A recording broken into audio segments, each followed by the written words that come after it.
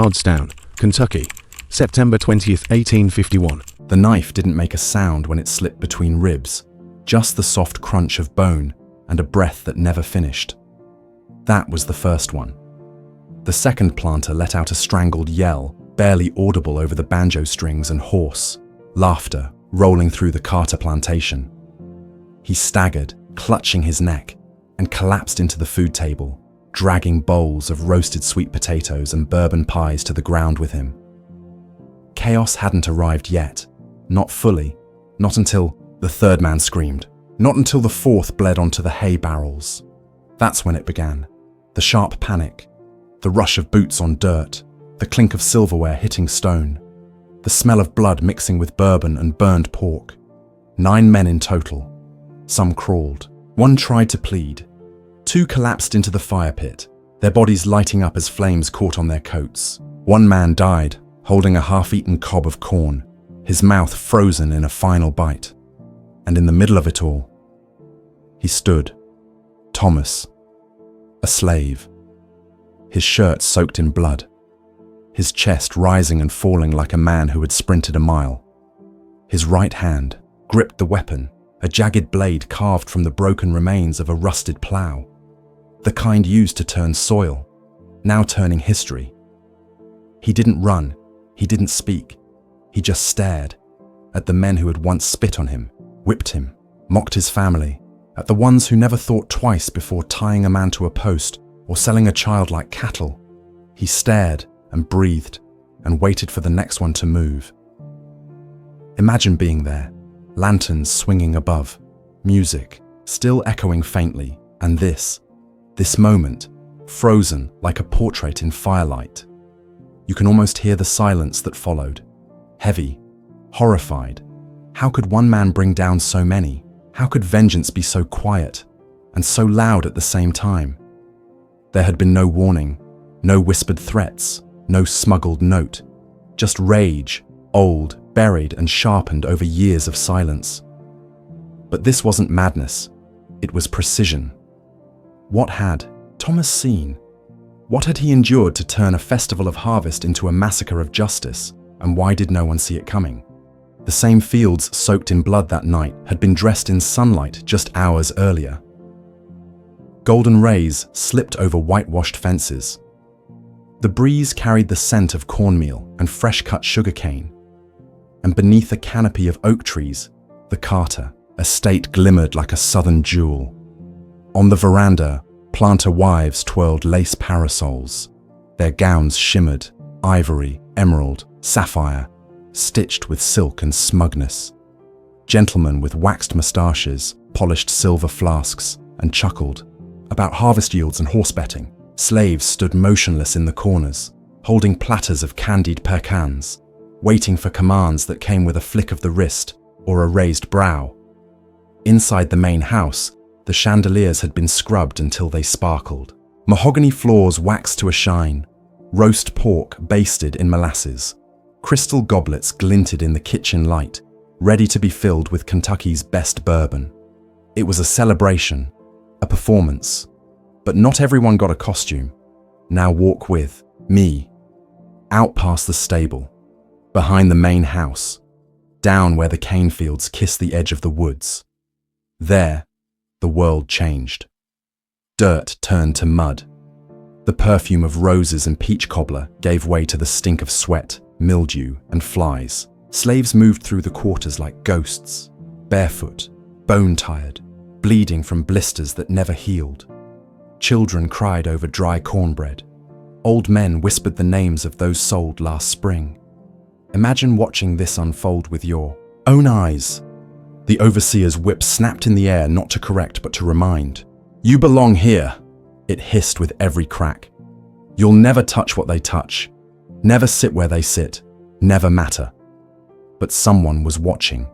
Someone who remembered how many lashes each scream earned. Someone who counted the nights without sleep. Who knew the names of the children buried behind the churchyard? Children who died nameless, faceless, unseen. That someone was Thomas. And on that day, the contrast carved deeper. While the masters praised God for a bountiful, Harvest, the enslaved thanked no one. There was no miracle in gathering crops they would never eat. No joy in dancing to songs they weren't allowed to write. Only silence, tight-lipped, hot-blooded silence. And behind that silence, a plan simmered. You could smell it in the way Thomas avoided the firelight that evening, in the way he touched the rusted blade tucked beneath his mattress, in how he didn't look away when the overseer cursed at him in front of the guests. Something had shifted, but was it grief that cracked open his resolve, or something far worse, far deeper than any outsider could understand?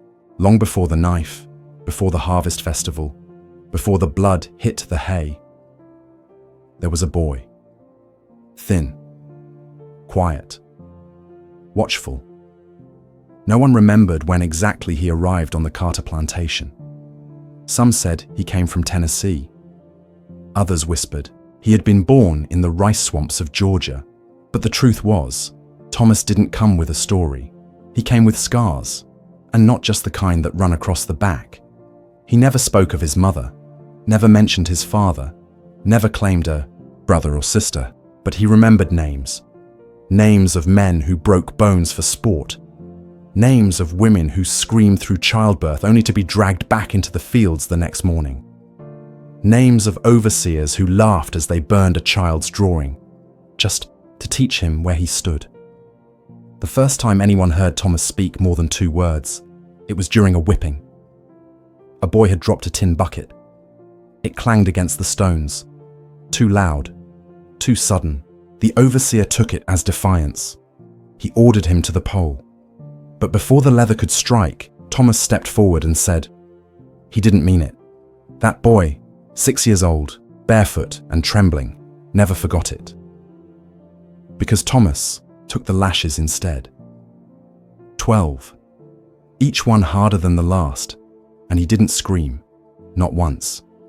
It wasn't bravery, it was something else, something buried. You see, Thomas had been promised something once. A white preacher in Tennessee told him that if he learned scripture, behaved well, and never raised his voice, he'd be freed on his 21st birthday. Thomas believed him, for a while. But the preacher died, and with him, the promise. Thomas was sold within a week. He didn't cry, he didn't plead. He just watched the plantation house disappear from the back of a wagon, and whatever boy had lived inside him, the one who still believed in Sunday school stories, was left behind on that Tennessee road. So what filled the space where hope used to be? That answer came slowly, in the silence between lashes, in the breath held too long when an overseer passed, in the tiny scratches he carved into the underside of his bed, not to count days, but to count how many times he almost lost control. But something finally broke in the fall of 1850. A woman named Lisbeth. She worked in the kitchens. She had a soft voice and a crooked smile. For 3 winters, she shared half her cornbread with Thomas, gave him bits of salt pork when no one was looking, called him Brother T. One day, she was caught humming while she stirred molasses. Just a song, just a sound. They said it was uppity. They beat her behind the chicken coop, tied her to the post with the same rope they used on livestock. She didn't make a sound, but Thomas did. He screamed. Once. And then he stopped making sound altogether. He didn't eat for 2 days. He didn't blink when the firewood cracked in the hearth. And when he finally moved again, it was with a slow, deliberate calm. That night, someone slit the overseer's dog's throat. They never found who did it, but the blood on the straw told a story. So what happens when a boy with no name, no past, and no fear finally decides the stories written in blood are the only ones worth telling? By sundown, the Carter plantation was glowing. Paper lanterns swayed between cedar posts. Musicians tuned their fiddles beneath the sycamore trees. Cook fires popped with pork grease. Bourbon bottles clinked and spilled. And in the great open yard, beneath the twilight sky, the white planters danced. It was the annual harvest festival, a tradition soaked in Southern pride and Southern sin. And on this night, Every master and mistress wore their wealth-like armor, polished boots, pressed linen, parasols, and pearls. Their laughter echoed across the field like war drums in a quiet forest. But if you looked beyond the bonfire, you'd see something else. The slaves, dozens of them, lined along the edge of the yard, holding trays of roasted corn and peach glaze, standing still, silent, watching. Thomas stood among them, back straight, eyes forward, but inside, his mind was elsewhere. He remembered what they'd done to Lisbeth. He remembered the boy with the bucket, the overseer's hound. He remembered every lash he had taken that wasn't his, and how every scar had become a stitch in the quiet rage growing beneath his ribs. Imagine standing in a place where music plays, food flows, and people laugh, but none of it is for you. Imagine watching men joke about your broken body while biting into candied apples. Imagine hearing them call you boy with the same breath they use to compliment the weather. And imagine smiling through it all, because to stop smiling is to be punished. What would you do? Thomas had already done it. The plan had been set in motion weeks earlier. 3 others knew, maybe 4, but only Thomas knew when. Tonight. The harvest festival meant fewer guards, looser routines, overseers drunk by sundown, knives left in carving tables, wagon routes delayed, the perfect storm of arrogance and distraction.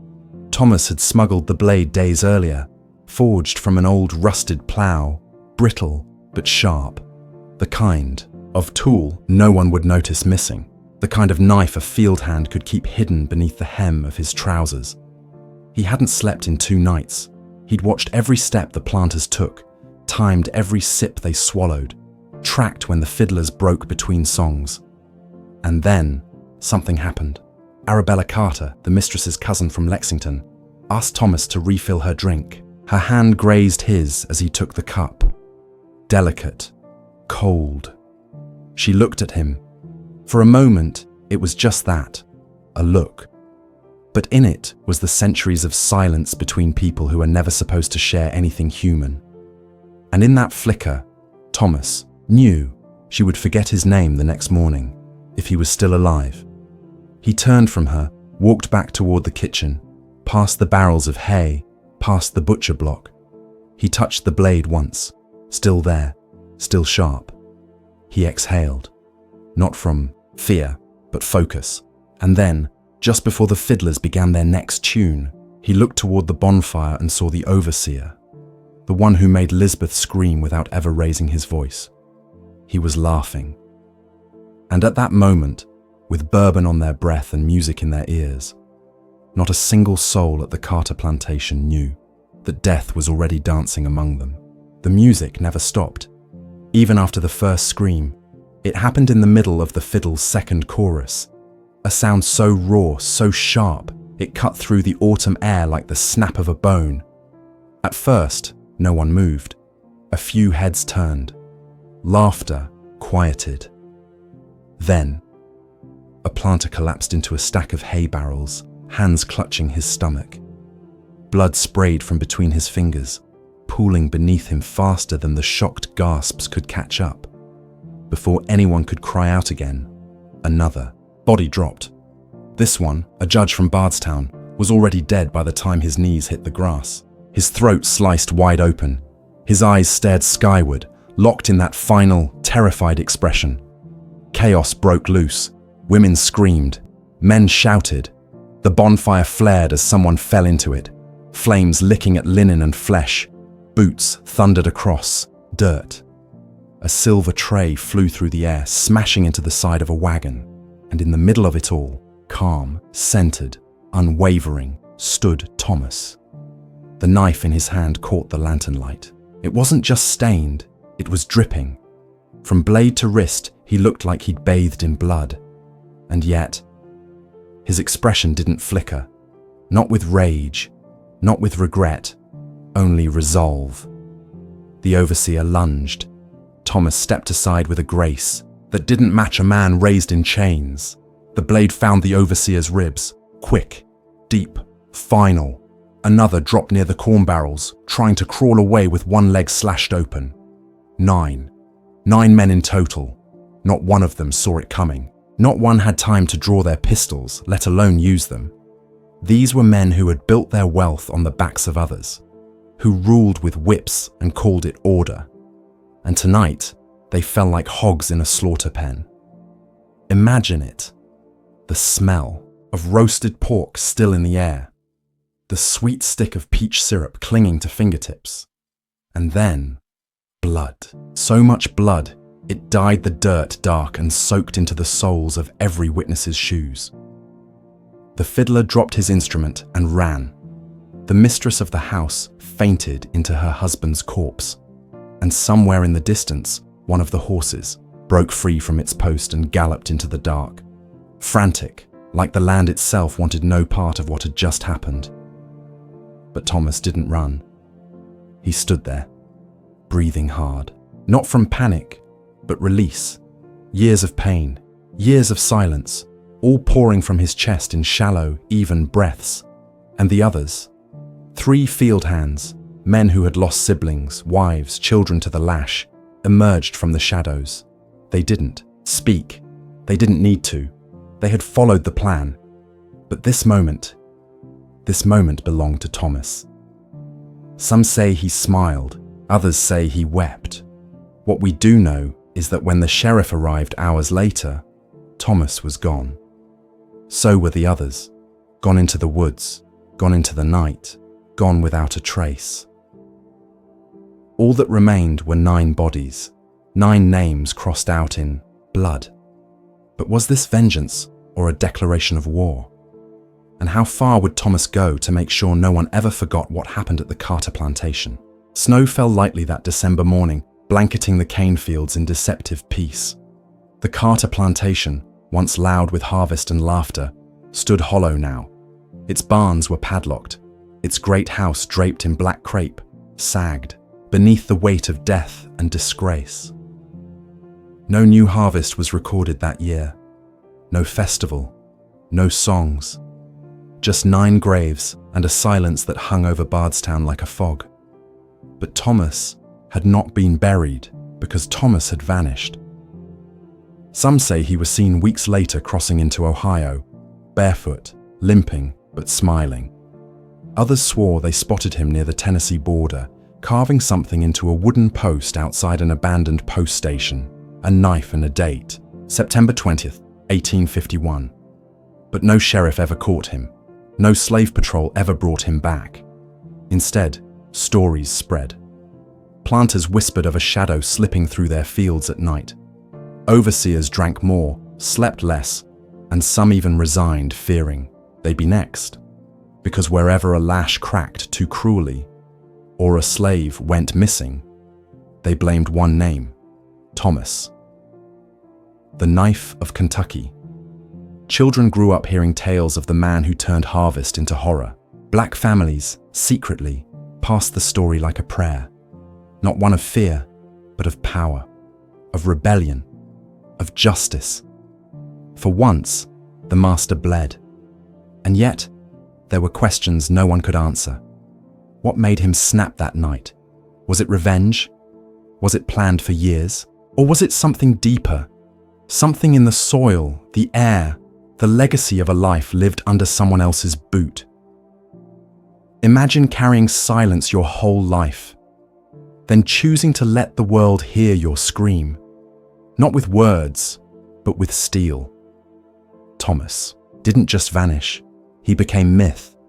But myth or not, the blood on the barrels was real. The mourning families, the ruined estate, the fear that gripped white Kentucky, all of it was the echo of one man's revolt. And the knife? It was never found. Some believe it's buried in the roots of the very trees that once shaded the Carter Festival. Others say it's still moving, hand to hand, place to place, waiting for the next soul brave enough to finish what Thomas began. So ask yourself, was Thomas a murderer or a man who reminded the world that even the enslaved carry fire in their veins? Stories like Thomas's were buried, not just in the soil, but in silence. But silence doesn't erase truth. If this story moved you, if it made you question what else history forgot to tell, then stay with us. There are more untold stories waiting to rise from the ashes, and we intend to tell them all.